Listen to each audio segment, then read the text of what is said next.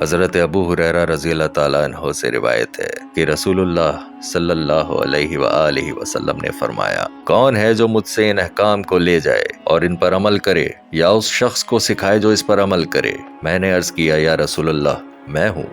آپ صلی اللہ علیہ وآلہ وسلم نے میرا ہاتھ پکڑا اور اس طرح 5 باتیں گنوائیں اور فرمایا، نمبر 1، ان چیزوں سے اپنے آپ کو بچاؤ جن کو خدا نے حرام قرار دیا ہے۔ اگر تم ان سے بچو گے تو تمہارا شمار بہترین عبادت گزار لوگوں میں ہوگا۔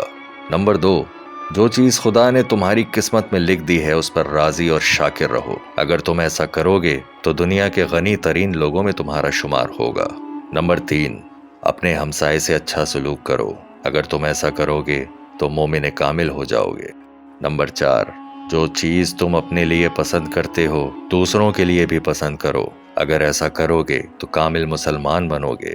نمبر 5، اور زیادہ نہ ہنسو، اس لیے کہ زیادہ ہنسنا دل کو مردہ کر دیتا ہے۔